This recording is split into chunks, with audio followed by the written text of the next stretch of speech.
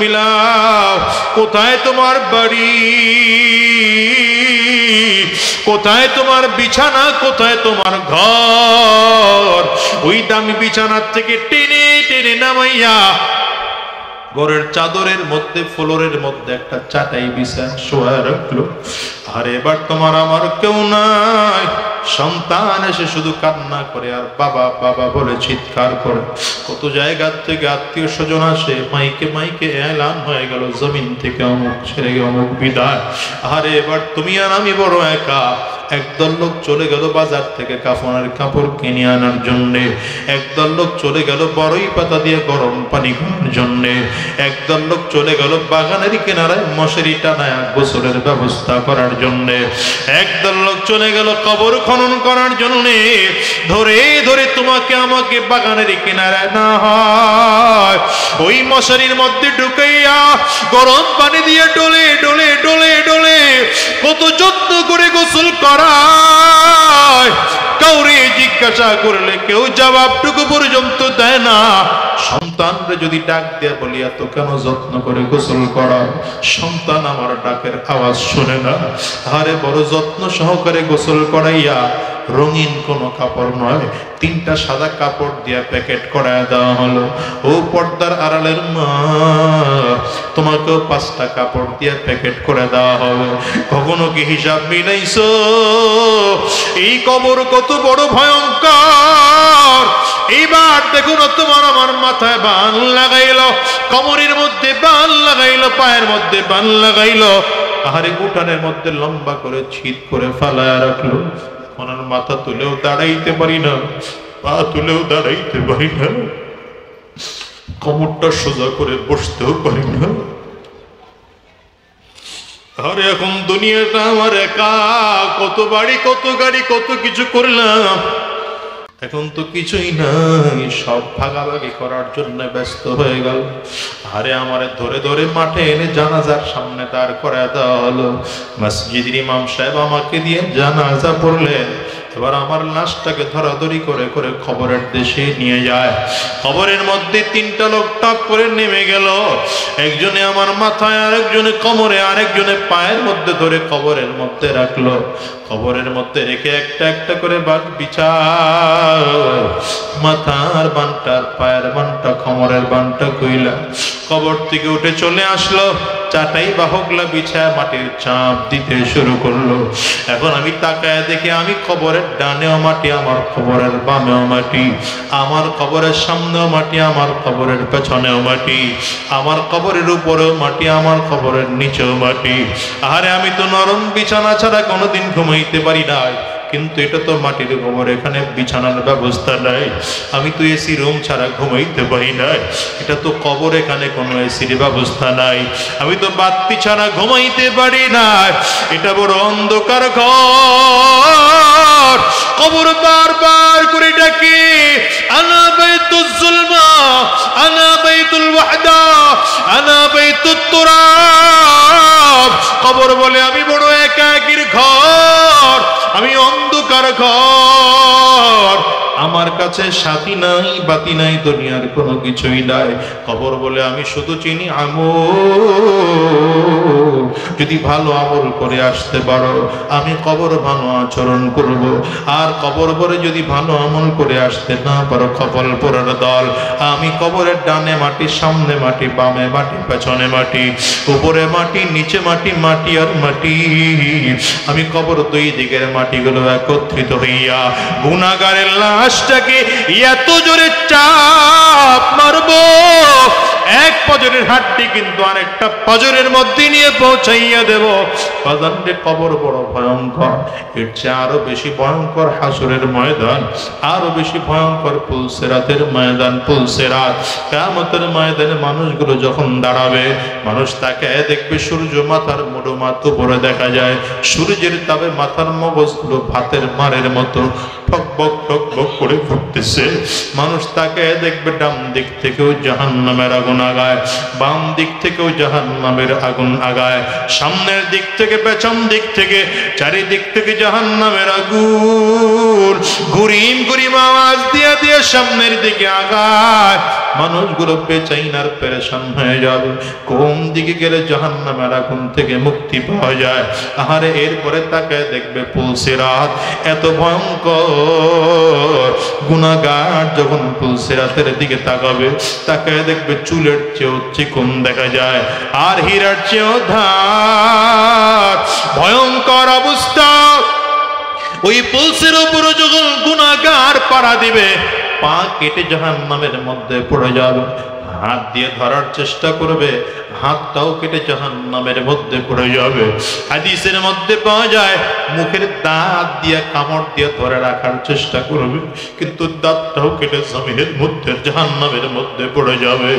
এ বাজার, এখনো যারা হারাম কাজের মধ্যে লিপ্ত আছো, এখনো যারা জিনার মতো অন্যায় কাজের সাথে লিপ্ত আছো, এখনো যারা সুদের কারবার করার মধ্যে লিপ্ত আছো, যারা এখনো খুশির মতো গুনাহের মধ্যে লিপ্ত আছো, তুমি পাওটা গায়ে দাও।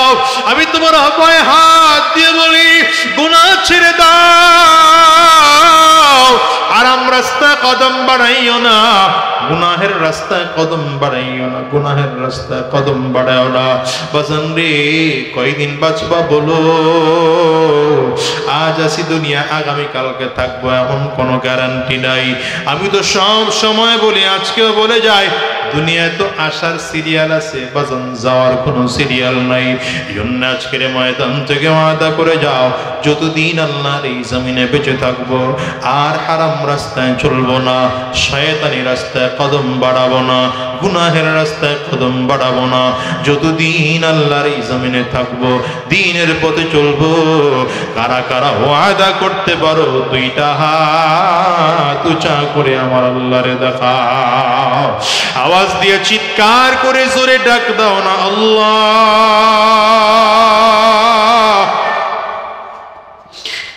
চোখে যদি পানি না আসে, কান্নার ভান ধরে ডাক দাও না, জোরে বলো না, জোরে বলো না, আওয়াজ করে চিল্লা বলো না, আল্লাহ। ডানে আর বামে তাকাও, তাকায় দেখো না কার চোখের কোটায় পানি। ওই মানুষটার দিকে তাকায় নিজের নিজের ধিক্কার মারো। গুনাহের কারণে তোমার আমার চোখে পানি টুকে পর্যন্ত নাই।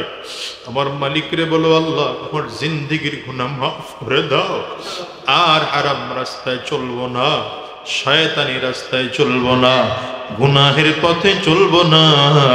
আল্লাহ তুমি কবুল করে নাও, কবুল করে নাও। চিৎকার করে বলো আমিন। কিন্তু আপনি জানেন না যে এই মাহফিলে বসার দ্বারা ফায়দা কি। এই যতটুকু জায়গা আমরা বসে আছি, রাসূলুল্লাহ সাল্লাল্লাহু আলাইহি ওয়াসাল্লামের হাদিস প্রমাণ করে, হাফাতহুমুল মালাইকা, এই জায়গাটা পুরোটা আল্লাহ তাআলার রহমতি বরকতি ফেরেশতারা বেষ্টন করে দাঁড়িয়ে আছে। নবী আলাইহিস সালাম বলেন, ওয়া নাযালাত আলাইহিমুস সাকিনাহ, আল্লাহ তাআলা আমাদের এখানে শান্তির বৃষ্টি বর্ষণ করছেন। নবী আলাইহিস সালাতু ওয়াস সালাম বলেন, ওয়া গাশিয়াতহুমুর রাহমা, এই পুরো জায়গাটা আল্লাহ তাআলা তার রহমতের চাদর দিয়ে আবৃত করে রাখছেন। এই মুহূর্তে গোটা পৃথিবীর মধ্যে সবথেকে দামি জায়গা এই মজলিস।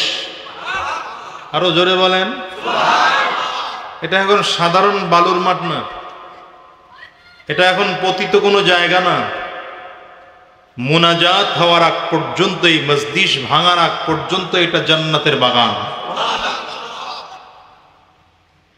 এই জান্নাতি বাগানে আমরা যারা বসছি, কোনো না কোনো ভাবে আমরা আল্লাহ পাকের কাছে কোনো মাধ্যমে প্রিয় হয়েছে, আর আল্লাহ তাআলা আমাদেরকে পছন্দ করছেন। এই জন্য আল্লাহ আমাদেরকে বেছে বেছে বেছে বেছে এই মজলিসে আসছেন। এই জন্য এই মজলিসে আসার পরে শুকর আদায় করে আরেকবার বলেন আলহামদুলিল্লাহ। এখন এই মজলিসে বসলাম, কিছু দায়িত্ব আছে না নাই? কি দায়িত্ব? এক নম্বর দায়িত্ব হলো, এই মজলিসে যখন আসবেন, এই জাতীয় যত মাহফিলে আসবেন, যত মাহফিলে আসবেন, নিয়ত করে আসবেন। নিয়ত যত বেশি হবে সওয়াব তত বেশি। নিয়ত যত বেশি। সহিহ বুখারীর বর্ণনা। মাথা নিচের দিকে কার কার? মাথা নিচের দিকে না, আমার দিকে, এদিকে, আমার চেহারার দিকে। আমার চেহারা খুব একটা ভালো না, তারপরেও তাকায় থাকবে। এটা মজলিসের আদব। মজলিসের আদব, যিনি কথা বলেন তার চেহারার দিকে তাকিয়ে কথা শুনতে হয়। মাহফিলে যখন যাবেন, এক নম্বর নিয়ত করে যাবেন এমন একটা মজলিসে যাচ্ছি যেখানে গুনাহ হয় না, তবে কিছুক্ষণ গুনাহ মুক্ত সময় কাটানোর জন্য মাহফিলে যায়। বলেন বলেন বলেন, এটা এক নম্বর নিয়ত। দ্বিতীয় নম্বর নিয়ত, মাহফিলে যখন আসবেন মনে মনে নিয়ত করে আসবেন। মাহফিলে তো অনেক হাক্কানি উলামায়ে কেরাম আসেন। নবী তো আর পাই নাই, কিন্তু নবীর ওয়ারিস উলামায়ে কেরাম, ইন্নাল উলামা ওয়ারাসাতুল আম্বিয়া। উলামায়ে কেরাম নবীদের ওয়ারিস। নবী তো আর পাইলাম না, তো নবীর ওয়ারিসের চেহারা দেখে আসে। নবীর ওয়ারিস উলামায়ে কেরাম হাক্কানি আলেমদের চেহারার দিকে তাকানো, তাকিয়ে থাকা, এটাও সওয়াবের কাজ। তাহলে আপনি দ্বিতীয় নিয়ত করলে আরেক সওয়াব পাইলেন। তিন নম্বর নিয়ত করে আসবেন যে ওখানে যাচ্ছি খালি সুর শুনতে না, বরঞ্চ কিছু শিখতে যাচ্ছি। বলেন কি করতে আসছি? এখান থেকে কিছু সবক শিখে যাব বাকি জিন্দেগি গঠন করার জন্য। তো দ্বীনের ইলম শিখার জন্য যদি সময় ব্যয় করা হয় আলাদা সওয়াব আছে। 4 নম্বর, নিয়ত করে আসবো যে শিখব, তো আমলের নিয়তে শিখব। শিখবো কিন্তু শিখে কি করব? এরকম নিয়ত করে বসেন, ফায়দা হবে। আরেকটা আমলের কথা আপনাদের শোনায় দেই। এই আমলটা আমাদের অনেকেরই জানা নেই। অনেক শ্রোতারা মাহফিলে বৈশা চিন্তা করে হুজুরের ওয়াজ উঠবে কখন, জমে কখন দেখি। কিন্তু উচিত হলো শ্রোতারাও বসে বসে আলোচকের জন্য দোয়া করবে, আল্লাহ আলোচকের জবান থেকে এমন কথা বের করো যেটা জাতির হিদায়াতের ওসিলা হবে। তার মানে আপনাদের কিছু দায়িত্ব আছে না, খালি আমার একার দায়িত্ব? কি দায়িত্ব? মনে মনে দোয়া করা। বলেন কি দায়িত্ব? আমাদের সমাজে কিছু শ্রোতা আছে, একদল শ্রোতা আসে সুর শুনতে, আরেক দল শ্রোতা হলো অনেক দেখলাম ইউটিউবে, ফেসবুকে, আরো কি কিনা, একটু বাস্তবে দেখে আসে। আবার কিছু লোকের নিয়ত হলো দেখি হুজুরের ভুল টুল ধরা যায় কিনা। কথা বলেন, এই নিয়ত সব পরিবর্তন করেন। এই নিয়ত করে বসেন যে দিন শিখতে বসলাম, আর দোয়া করেন হুজুরের জন্যে যে আল্লাহ জাতির হিদায়াতের উদ্দেশ্যে কিছু কথা বের করে দাও। আল্লাহ আমাদের সকলকে কবুল করুন। চিৎকার করে জোরে বলেন আমিন। হয় না আওয়াজ? আরো জোরে বলেন আমিন। ভাইরা আমার, আজকের মাহফিলের আয়োজন করা হয়েছে কবরস্থান দাফন কমিটির উদ্যোগে। এমন একটা কাজ, যেই কাজটা পৃথিবীর সব থেকে দামি কাজ, মূল্যবান কাজ। যেই কাজটা মানুষের উপরে মূল্যবান কাজ, কিন্তু আমাদের সমাজের মানুষ এই কাজটাকে মনে করে এটা হলো হুজুরগুর কাম, আর সব থেকে নিচু মানের কাম এটা মনে করে আমাদের সমাজ। কারণ গোসল করায় দেয় সমাজের বড় ভালো কোনো মানুষ, ব্যক্তিত্ব সম্পন্ন মানুষ, জীবনে কোনোদিন কোনো মুর্দা গোসল করায় নেই। গোসল করায় কে? ওই সমাজের গরিব মানুষ। কি কথা বলেন না কেন? কবর খনন করা, কবর খনন করার জন্যে আমাদের দেশের কোনো বড় লোক কোনোদিন চিন্তা করে নাই, ওই গরিব মানুষটারে ডেকে আনছে। অথচ মাসআলা হলো কবর খনন করে টাকা নেওয়া জায়েজ নাই, বিনিময় নেওয়া জায়েজ নাই। গোসল করায়া, মাইয়িতকে গোসল করায়া বিনিময় নেওয়া কেন? এটা এমন এক খেদমত, যে খেদমতের মাধ্যমে সমাজের মানুষের কাছেও প্রিয় হওয়া যায়, আল্লাহর কাছেও প্রিয় হওয়া যায়। হয়তো অনেকে মাহফিলের এই নামটা দেখে মনে করছে সংগঠন মনে হয় একটা দুর্বল সংগঠন, ঠেকা সংগঠন, এজন্য দাফন কমিটি। কিন্তু আমি বলবো গোটা পৃথিবীর মধ্যে সব থেকে দামি কাজ এটা। আর যখন আলোচনা কে যেন করলেন আমার আগে মনে হয়, না না না, এখানে বসে যে কথা বলতেছিলেন ওনার একজনের আলোচনায় আমি যতটুকু বুঝলাম যে শুধু দাফন না, আরো কিছু সামাজিক কাজ বোধহয় হয়। হ্যাঁ, আরো কিছু সামাজিক কাজ আছে, যেহেতু ওখানে সাথে আবার মানব কল্যাণও লেখা আছে। রাসূলুল্লাহ সাল্লাল্লাহু আলাইহি ওয়াসাল্লামের কাজও এটা ছিল। এখন বলবেন কেন? সহিহ বুখারীর এক হাদিস আপনাদেরকে শোনাই, কিতাবুল ওয়াহির হাদিস। রাসূলুল্লাহ সাল্লাল্লাহু আলাইহি ওয়াসাল্লাম নবীজির সব থেকে বড় পরিচয়, আমার নবী হলেন নবী। আমার নবীর বড় পরিচয় কি? কেমন নবী? সকল নবীদের সরদার। বলেন, জোরে বলেন। শুধু নবী না, নবীদের সরদার। শুধু রসুল না, রসুলদের সরদার। এই জন্য আমার নবীর পরিচয় দেওয়া হয় সৈয়দুল আম্বিয়া, ইমামুল আম্বিয়া, সৈয়দুল মুরসালিন, ইমামুল মুরসালিন। রাসূলুল্লাহ সাল্লাল্লাহু আলাইহি ওয়াসাল্লামের পরিচয় এটা। আমার নবী সকল নবীদের সরদার, সকল নবীদের ইমাম, রসুলদের সরদার, রসুলদের ইমাম। এই জন্যই তো মেরাজে নেওয়ার আগে আল্লাহ তাআলা বাইতুল মাকদিসে ১৬ লক্ষ নবীদেরকে পেছনে মুসল্লি হিসেবে দাঁড় করাইয়া আমার নবীকে ইমামতির মুসল্লায় দাঁড় করিয়ে বুঝাতে চাইলেন, পয়গম্বর আপনি সব নবী এবং রসুলদের ইমাম, আপনার সম্মান আমি আল্লাহর কাছে সব নবী আর রসুলদের থেকে অনেক বেশি। কোন নবীকে তো আল্লাহ তাআলা মেরাজে নেন নাই। কাকে নিয়েছেন? বলে না কথা। কারে নিছেন? কোন নবীর আল্লাহ নেন নাই। আল্লাহ নিছেন কাকে? আমার নবীকে, আমাদের নবীকে। আমাদের নবীর দাম এত, মূল্য এত, যেই নবীর উম্মত হওয়ার জন্য অন্যান্য নবীরা দরখাস্ত করেছে। কোন নবীর দোয়া কবুল হয় নাই, একজন নবীর দোয়া কবুল হয়েছে। কে? মাশাআল্লাহ, ঈসা আলাইহিস সালাম। হযরত ঈসা আলাইহিস সালাতু ওয়াস সালাম তিনি আবারও আসবেন নবী হয়ে না। বলেন, কোন নবীর উম্মত হইয়া? শেষ নবীর উম্মত হয়ে আসবেন। আশ্চর্যের ব্যাপার, তিনি আবারও জমিনে আগমন করবেন। এখন যেখানে বাইতুল মাকদিস, এখন তো খ্রিস্টানরা, ইহুদিরা এটাকে দখল করার চক্রান্ত ষড়যন্ত্র করছে। মনে রাখবেন, বাইতুল মাকদিস মুসলমানদের ছিল, মুসলমানদেরই আছে, মুসলমানদেরই থাকবে। কোনো জালিম এটাকে দখল করতে পারবে না, সম্ভব না। তবে এখন ওরা ওখানে গিয়ে জড়ো হয় কেন? আল্লাহ তাআলা ওদের সমূলে ধ্বংস করবেন, এই জন্য এক জায়গায় করতেছেন যেন গজব দেওয়া সহজ হয়। কিন্তু কিয়ামতের আগে আবার এই বাইতুল মাকদিসে আজান হবে আসরের সময়।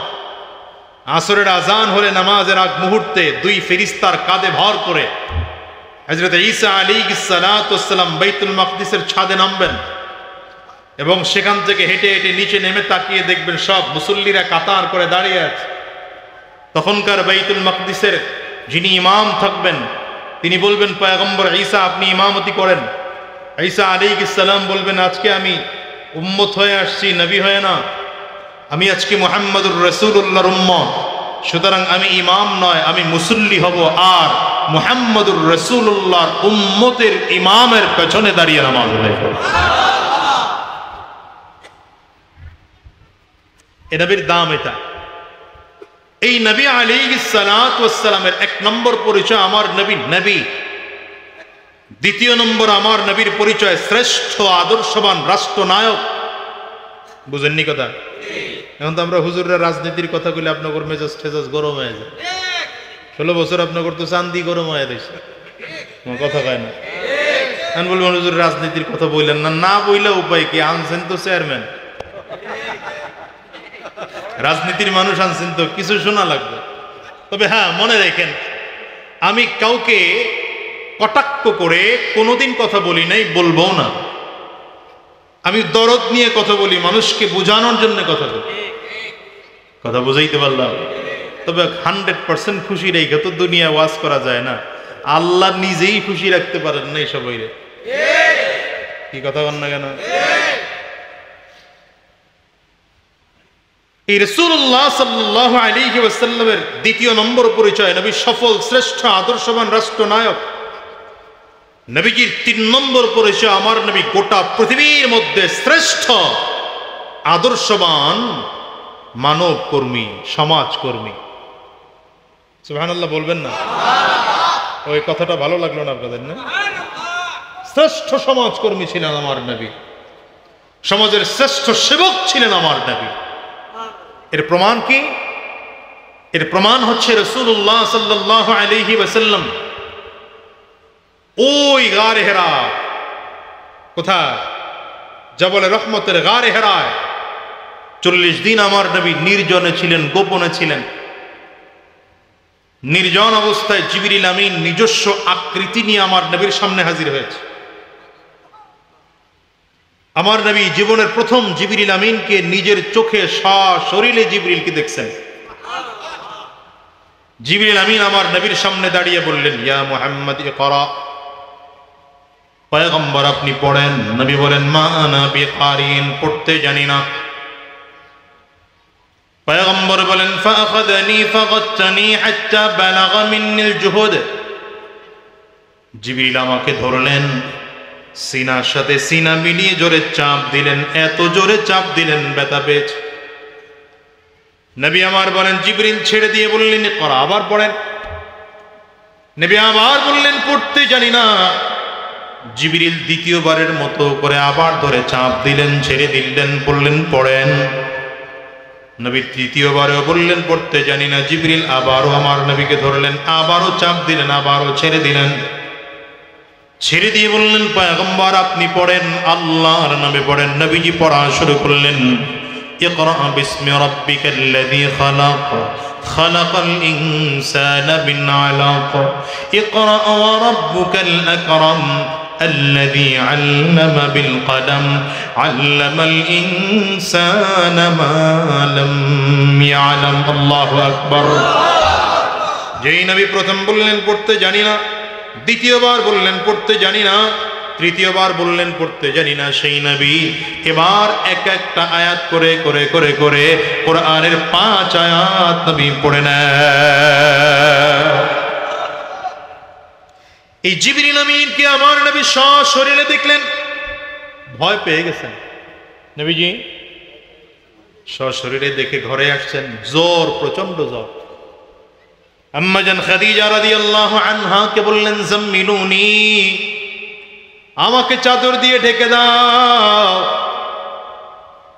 আমাকে চাদর দিয়ে ঢেকে দাও। আম্মা জান চাদর দিয়ে ঢাকলেন। আম্মা জান খাদিজাতুল কুবরা রাদিয়াল্লাহু আনহা বলেন, পয়গম্বরকে একটা চাদর দিয়ে ঢাকলাম, কিন্তু নবীজির কাঁপুনি তখনও বন্ধ হয় না, আবার আরেক চাদর দিয়ে ঢাকলাম।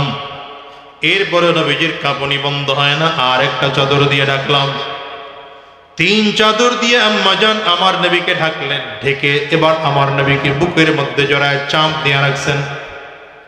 রাহমাতুল লিল আলামিন চেহারা বেজার করে ডেকে বললেন, খাদিজা, ইন্নী খাশিতু আলা নফসি, আমার বড় ভয় হয়, যেই পরিমাণ জ্বর আমার শরীরে, মনে হয় জমিনের মধ্যে আর আমি বেশিক্ষণ বাঁচব না। পয়গম্বর বলেন, আয়েশা, আমি মনে হয় বেশিক্ষণ বাঁচব না। আম্মা জান খাদিজা উত্তর দেয়, কাল্লা ওয়াল্লাহি মা ইউখজিকাল্লাহু আবাদা। পয়গম্বর এ কথা আর কোনোদিন বলবেন না, আপনাকে আল্লাহ কোনোদিন আপনাকে পরাজয় বরণ করতে দেবেন না। কেন করতে দিবেন না? আম্মা জান আবার এক এক করে করে বলতে শুরু করেছেন, ইন্নাকা লা তাসিলুর রাহিম ওয়া তাকসিবুল মা'দুম ওয়া তাহমিলুল কাল্লা ওয়া তুকরিউয যায়ীফ ওয়া তুঈনু আলা নওয়াইবিল হক। পয়গম্বর, আপনার মধ্যে এই 5টা গুণ আছে। এই 5টা গুণের কারণে আমি বুঝতে পেরেছি আপনাকে আল্লাহ তাআলা কোনোদিন ক্ষতিগ্রস্তের অন্তর্ভুক্ত করবেন না। নবীজির মধ্যে কয় গুণের কথা বলছেন? খুব ভালো করে বুঝেন। এই আমার দিকে তাকান। নবী বললেন আয়েশাকে, খাদিজাতুল কুবরা রাদিয়াল্লাহু আনহাকে, খাদিজা, আমার ভয় হইতেছে, মনে হয় আমি বাঁচব না। নবী কি বললেন? কথা বলেন। নবী কি বললেন? মনে হয় বাঁচবো না। আম্মা জান কি বলেন? বাঁচবেন না এ কথা বইলেনই না, আল্লাহ আপনাকে কোনোদিন পরাজয় বরণ করবেনই না। আপনি কোনো ক্ষতিগ্রস্ত হবেন, আল্লাহ তাআলা ক্ষতিগ্রস্ত আপনাকে হতে দেবেন না। কেন? আপনার মধ্যে আলাদা করে 5টা গুণ আছে। এই 5 গুণওয়ালা মানুষ জীবনে কোনোদিন ক্ষতিগ্রস্ত হয় না। বুঝার বিষয় হলে 5টা স্টেজে উঠানামা করেন না। খুব মনোযোগ দিয়ে বসতে পারলে কথা বলবো ভাই, আমার একটু ডিস্টার্ব করবেন না।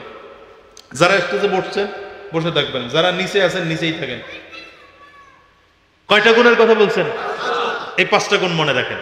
এই রাজনীতিবিদ আছে এখানে? রাজনীতিবিদ আগামী, এটা কি পৌরসভা না ইউনিয়ন? আগামীতে মেম্বার হবেন, আগামীতে চেয়ারম্যান হবেন, অথবা উপজেলা হবেন, আগামীতে এমপি ইলেকশন। এই যে এখন চারিদিকে এমপি হওয়ার জন্য দৌড়দৌড়ি শুরু হয়ে গেছে, কথা হয় না। এই যারা জনপ্রতিনিধি হতে চান, নবী আলাইহিস সালাতু ওয়াস সালাম এই 5টা কাজ করেছেন। এই 5 গুণ আপনার মধ্যে যদি সঠিকভাবে ঢোকাতে পারেন, বুকে হাত দিয়ে খোদার কসম করে বলতে পারি, আপনি এই কাজ করেন, আপনি জনপ্রতিনিধি হবেন, নিশ্চিতের মধ্যে কোনো সন্দেহ নাই। কিন্তু আমাদের দেশের নেতারা তো চুরি করেই দিশা পায় না, রিজার্ভ ফান্ড পর্যন্ত চুরি করে ফেলেন। আসতে গেলেন কে? ঠিক না? কয়টা গুণ করছেন? কয়টা গুণ বলছেন আম্মা জান? বলেন, সবাই বলেন। 1 নম্বর গুণ, ইন্নাকা লা তাসিলুর রহিম। নবী আপনার দেখেন এই 5 গুণগুলো কিন্তু আম্মা জান বলেন নাই হুজুর আপনি তাহাজ্জুদ পড়েন, এজন্য আপনি ক্ষতিগ্রস্ত হবেন না। হুজুর আপনি 5 ওয়াক্ত নামাজ পড়েন, এজন্য ক্ষতিগ্রস্ত হবেন না, এই গুণগুলোর কথা বলেন নাই। হুজুর আপনি বেশি বেশি হজ করেন, এজন্য আপনি ক্ষতিগ্রস্ত হবেন না, এমন গুণ না। বরঞ্চ এমন কিছু গুণের কথা বলেছেন যে 5টা গুণ সমাজের সাথে সম্পৃক্ত, মানব সেবার সাথে সম্পৃক্ত। আপনাদের এই নাম দেখে ওয়াজ মনে পড়লো আর কি, এজন্য এটা কইলাম। অন্য ওয়াজ কর্ম করে চিন্তা করছিলাম, কিন্তু এই দিকে যাইতেছি। এখন এমন কিছু গুণের কথা বলছেন যেই গুণগুলো কিসের সাথে সম্পৃক্ত? বলেন, সমাজের সাথে সম্পৃক্ত, মানব সেবার সাথে সম্পৃক্ত।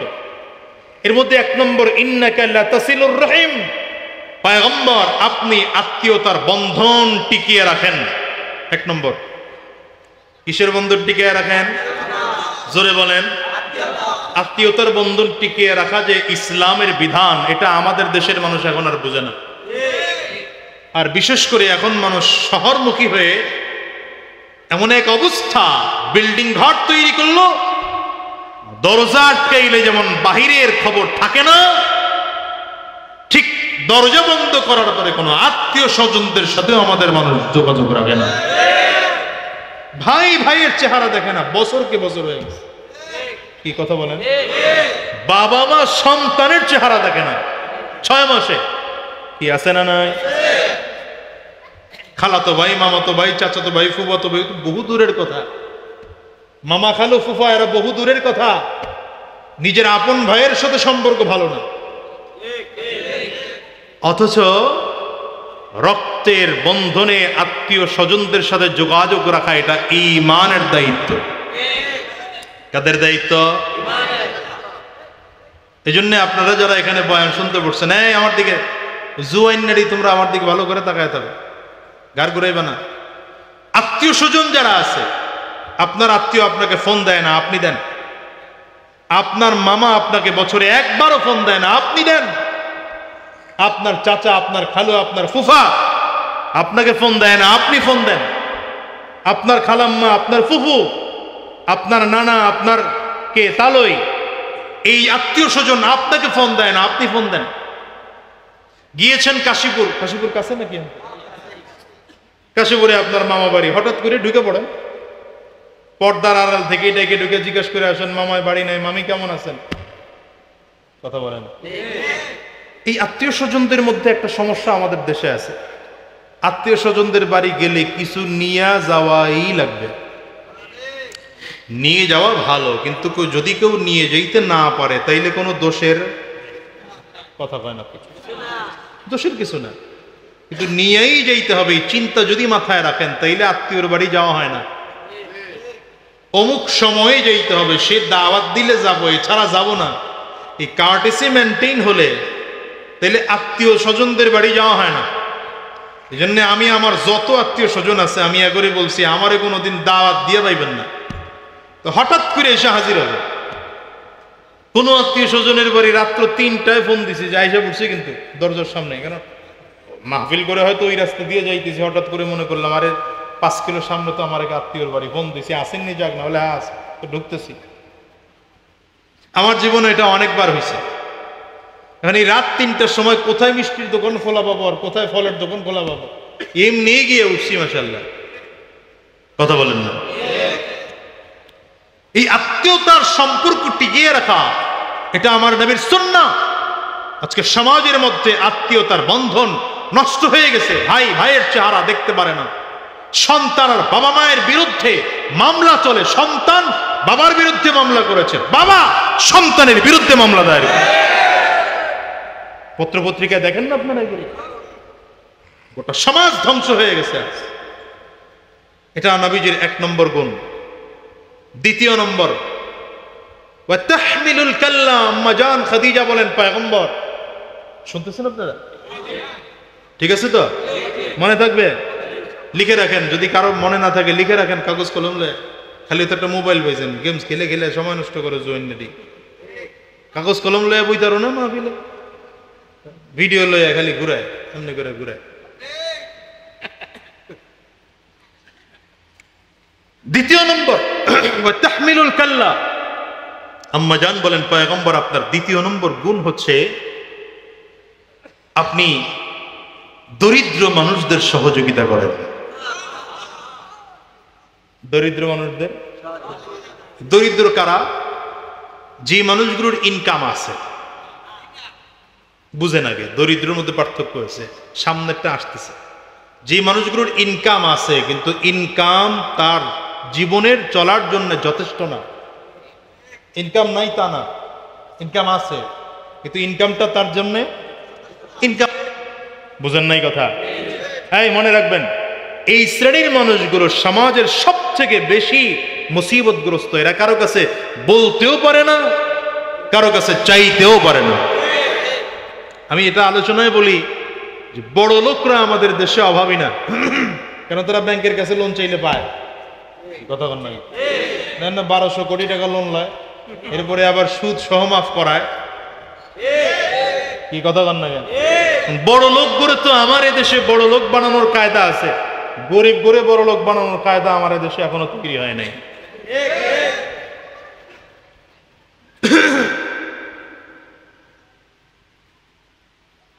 এই হলুদ বই পড়ো তো, তুমি আবার অনেক গেছো। মাইক ম্যানের জন্য কি ওয়াজ শোনা না যায় নি? আয়ো এদিকে খাইছ, খাওয়ান পরে না শেষ করে মোনাজাত করে আয়ো। মাইক ম্যান কয়জন? 3 জন। কই বাকি 1 জন কই?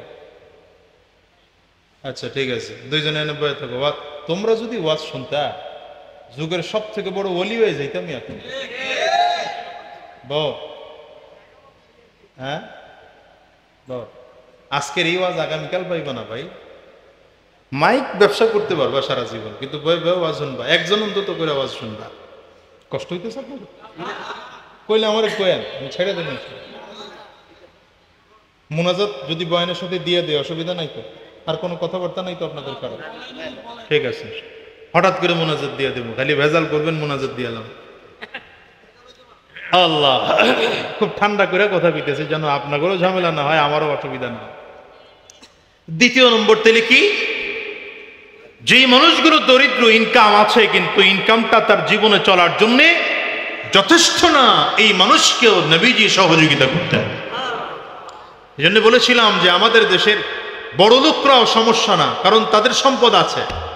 আবার একেবারে দরিদ্র যারা, একেবারে সম্পদ যাদের নাই, ভিক্ষা করে খায়, এদেরও সমস্যা না, কারণ চাইলেই পায়। ওই মানুষটা অভাবী, যে মানুষের ইনকাম হলো 5000, খরচ হলো 10,000, ইনকাম 2000, খরচ 5000। কি কথা বলেন? কারো কাছে চাইতেও পারে না, বলতেও পারে না। নবী আলাইহিস সালাম এদেরকে খুঁজে খুঁজে বের করে সহযোগিতা করতেন। এই তোমার কি লাগবে বলো, আজকে তোমার কি কি বাজার লাগবে বলো, আমি নবী বাজার করে এনে দেব। মাহফিল আর একটা চলেনি পিছে, এই কথা কওয়া যাবে না। 3 নম্বর, ওয়া তাকসিবুল মা'দুম। নবীজির অভ্যাস, 3 নম্বর অভ্যাস হলো যারা ইনকাম করার যোগ্যতাই যাদের নাই, যাদের ইনকামই নাই, এই মানুষগুলোকে আমার নবী ইনকাম করানোর ব্যবস্থা করে দিতেন। আর একটু জোরে বলেন। আমাদের দেশে বেকার সংখ্যা কম না এখন বেশি? কথা কন। 16 কোটি, এখন তো 20 কোটি জনগণ। 20 কোটি জনগণের চাকরিজীবী কতজন বলেন তো, জানা আছে কারো? গড়ে পড়তে সব মিলায় হিসাব করলে 2 কোটি জনগণ সরকারি চাকরি করে না।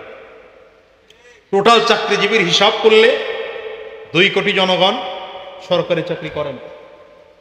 অধিকাংশ মানুষ বেকার। সমাজের মানুষের অবস্থা এখন এমন, পুরো পরিবারের সদস্য 8 জন চাকরি করে একজন। কি বলেন না কথা? এই জন্য অভাব এদেশ থেকে যায় না। আর যেই মানুষটা চাকরি করে ও দিতে দিতে শেষ, চাকরির বেতন যা পাইল শেষ, এরপরে ধার করে আবার এই না সংসারে খরচ করতে হয়। নবী আলাইহিস সালামের 3 নম্বর কাজ ছিল তাকসিবুল মা'দুম। যে মানুষগুলো ইনকাম করতে পারে না, অথবা প্রতিবন্ধী, ইনকাম করার যোগ্যতাই যাদের নাই, অথবা বেকার, এই মানুষগুলোকে খুঁজে খুঁজে বের করে ইনকামের রাস্তা আমার নবী তৈরি করতেন। 4 নম্বর, ওয়াত্তাকরিউয যায়ফ। আমার নবী মেহমান নওয়াজি করতেন। মেহমান ঘরে আসলে নবী খুশি হইতেন। সুবহানাল্লাহর পাওয়ারে বোঝা যায় আপনারা খুশি না। মেহমান নওয়াজি এটা অত্যন্ত কি বলে, চমৎকার এক গুণ। মেহমান নওয়াজি খুব চমৎকার গুণ। এত চমৎকার গুণ, যেই মানুষ যত বেশি মেহমানদারি করে সেই মানুষের ঘরে বরকত তত বেশি। গোটা পৃথিবীর মধ্যে আরব দেশের মানুষরা যেই পরিমাণ খানা নষ্ট করে, গোটা পৃথিবীতে যেই পরিমাণ খানা নষ্ট করে, পৃথিবীর কোন দেশে এই পরিমাণ খানা নষ্ট করে না। এরপরে দেখবেন খানার অভাব নাই। কেন অভাব নাই? আমি খুঁজে খুঁজে দেখছি এরা মেহমানদারিতে পাকা। আপনি মদিনায় যাবেন, যদি কেউ উমরায় যান, হজ করতে যান, মদিনায় যাবেন তো মানুষ খানা নিয়ে আপনার জন্য দাঁড়ায় রয়েছে, খেজুর নিয়া, পানি নিয়া, শরবত নিয়া, মানে মনে হয় যেন তুই নিলে আমি ধন্য হই। আমি আরব দেশের এক শায়েখের মেহমান হইলাম। উনি শুধু খেজুর দিয়া খাবার বানাইছে, 22 আইটেমের খেজুরের, শুধু খেজুর টাইপের। এরপরে দুধ দিয়ে আবার আরো কিছু আইটেমের আছে। এখন না এই আমারে বলতেছে সব খাওয়ার জন্য।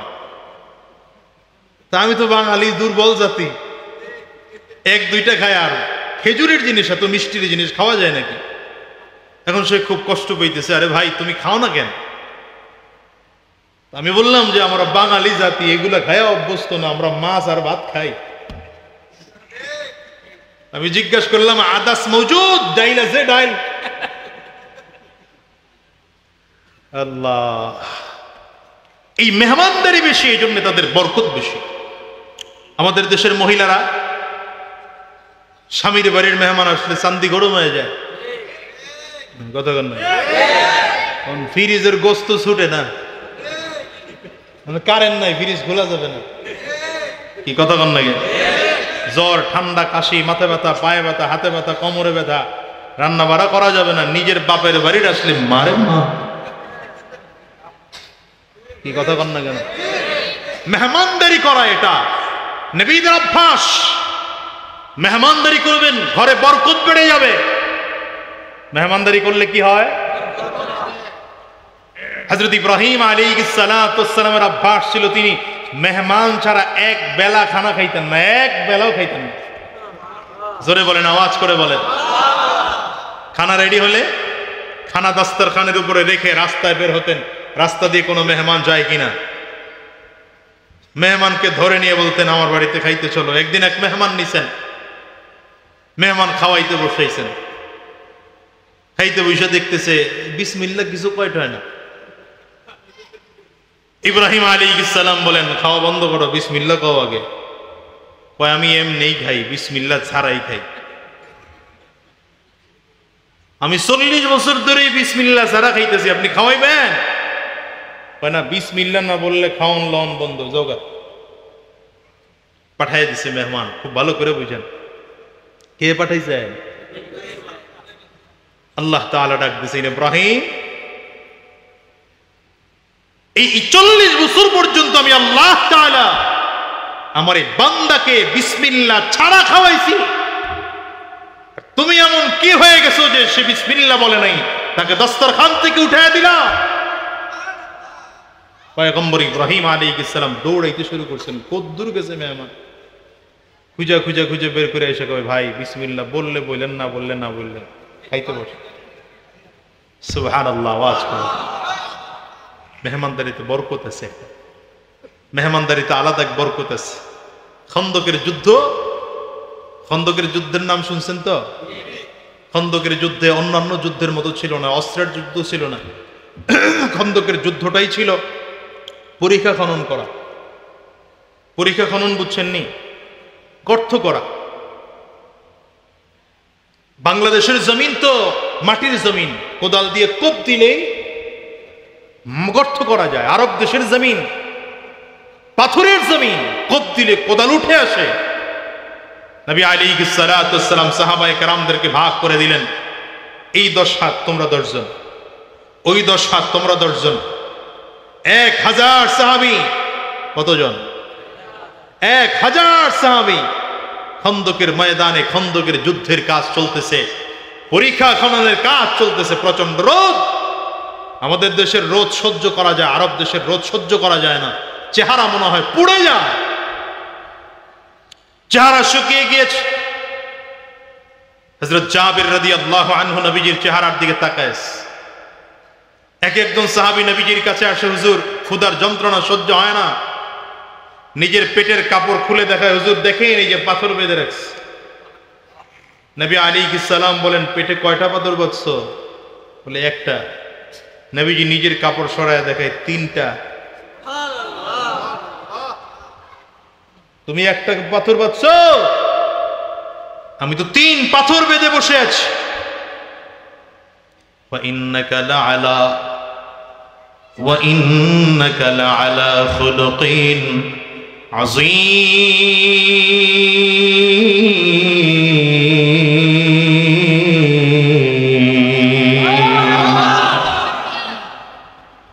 কেমন নবী পাইলা দুনিয়ার মুসলমান জানো? যে নবী দ্বীন ও ইসলামের জন্য কষ্ট করেছেন, খানা পানো নাই। যে নবী কত রাত ঘুমান নাই, পেটের মধ্যে পাথর বেঁধে পরীক্ষা খনন করতেছেন। আর সাহাবায়ে কেরামদেরকে দেখায় ক্ষুধার যন্ত্রণায় পেটে পাথর বাঁধছো একটা। আমি নবীর দিকে তাকায় দেখো, আমি নবীর পেটে ক্ষুধার যন্ত্রণায় 3 পাথর বেঁধে বসে আছি। হযরত জাবির রাদিয়াল্লাহু আনহু নবীজির চেহারার দিকে তাকায় চোখ দিয়ে টপ টপ করে পানি ফেলতে শুরু করেছেন। হযরত জাবিরের বাড়িটা ছিল খন্দক থেকে খুব কাছে। আমার নবীর সামনে দাঁড়ায় বললেন, পয়গম্বর একটু অনুমতি দেন, ছুটি চাই, বাসায় যাব। হযরত জাবির বাসায় চলে গেলেন। বাসায় গিয়ে স্ত্রীর হাত ধরে বললেন, প্রাণের বিবি আমার, ঘরে খাবার কিছু আসেনি। নবীজির চেহারার দিকে তাকানো যায় না রে বিবি। প্রচন্ড রোদের কারণে আমার নবীর চেহারা শুকায় যায়, পেটে পাথর। আমার নবীর চেহারার দিকে তাকায় থাকা যায় না। ঘরে যদি কিছু থাকে পাকানোর জন্য ব্যবস্থা করো, আমার নবীকে মেহমানদারি করানোর ব্যবস্থা করতে হবে। জাবির রাদিয়াল্লাহু আনহুর বিবি বলেন, স্বামী আমার, ঘরে অল্প কিছু আটা আছে যেটা দিয়ে মাত্র 4-5 জন খেতে পারে, এমন কয়েকটা রুটি হবে।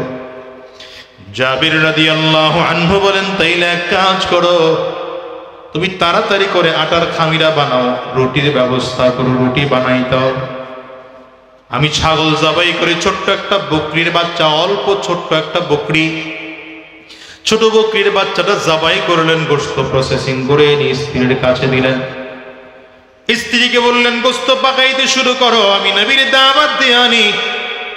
বিবি স্বামীর হাত ধরে বললেন স্বামী আমার নবীরে যাবেন তো সাবধান, নবীকে বলবেন বেছে বেছে যেন শুধুমাত্র 3-4 জন সাহাবী নিয়ে আমার বাড়িতে আসে, কারণ আমার ঘরে খানা বেশি নাই, বেশি সাহাবী আনলে খাওয়াতে পারবো না, লজ্জায় পড়ে যাব। নবীরে বলবেন গোপনে গোপনে কাউরে না যায় যেন 2-3 জন সাহাবী নিয়ে হাজির হয়। হযরত জাবির রাদিয়াল্লাহু আনহু আমার নবীর সামনে দাঁড়ায় বললেন পয়গম্বর, আমার বাসায় আপনার জন্য একটু খানা ব্যবস্থা করা হয়েছে, আপনি 2-3 জন সাহাবী নিয়ে আমার বাড়ি চলেন। নবীজি বললেন কতটুকু খানা? হযরত জাবির বলেন ছোট্ট একটা ছাগলের বাচ্চা জবাই করলাম, 4-5 জন খেতে পারে এমন কিছু রুটির ব্যবস্থা করা হয়েছে। নবীজির কথা বলতে দেরি হয়, হঠাৎ করে রাহমাতুল লিল আলামিন গোটা খন্দকের 1000 সাহাবীর সামনে দাঁড়ায় ঘোষণা দিয়ে দিলেন, ইয়া আহলা খন্দক ইন্না জাবিরান ক্বাদ সানা সূরা ফাহাইয়া আহলান বিকুম। এই খন্দকের বাসী 1000 সাহাবী তোমরা শোনো, জাবির তোমাদের জন্য খানা রেডি করেছে, চলো জাবিরের বাড়ি গিয়ে খানা খাবো। জোরে কইবেন না, জোরে কইবেন না। হযরত জাবিরের চেহারা মলিন হয়ে গেল, টেনশন, বড় টেনশন, যেখানে মাত্র 2-4-5 জনের খানা 1000 মানুষের কেমনে খাও। নবী আমার বললেন যাও জাবির বাসায় গিয়ে খানার ব্যবস্থা করো। হযরত জাবির রাদিয়াল্লাহু আনহু বাসায় এসে স্ত্রীকে ডেকে বললেন স্ত্রী সর্বনাশ হয়ে গেছে। কি সর্বনাশ বলে বললাম, আমার নবীকে 2-4 জন নিয়ে আসার জন্য আমার নবী তো 1000 সাহাবী সব নিয়ে রওনা করলেন। জাবিরের স্ত্রী বলেন পয়গম্বরকে বলছিলা যে খানা কম? বলে হ্যাঁ বলেছি। বলে আমার নবীকে কম খানা বলার পরেও যদি সব সাহাবীদেরকে দাওয়াত দেয় বুঝা যায় কোনো কিছু ঘটবে। কি ঘটবে রে জাবির? দেখতে হবে, অপেক্ষা করো। সাহাবায়ে কেরাম সব আস্তে আস্তে করে হযরত জাবির রাদিয়াল্লাহু আনহুর বাড়ির সামনে আসলেন। আমার নবী ডেকে বললেন জাবির খানার যে রুটিটার জন্য খামিরা তৈরি করছো, খামিরার প্লেটটা নিয়ে আসো। খামিরার প্লেট নিয়ে আসা হলো। নবীজি কি পড়ে যেন ফু দিয়ে ভেতরে দিয়ে দিলেন, আর বললেন জাবির যাও, খানা কেউ বানাইতে থাকবে আর তুমি আস্তে করে আমার কাছে এনে দিবা, আর ওই গোশতের ডেকচিটাও সামনে নিয়ে আস। হযরত জাবির রাদিয়াল্লাহু আনহু বলেন গোশতের পুরো ডেকচিটা এনে আমার নবীর সামনে দিলাম। ভেতর থেকে 2টা 3টা 5টা করে রুটি বানানো হয়, আর এমন করে করে এনে রুটিগুলো আমার নবীর হাতে আমি জাবির দেই।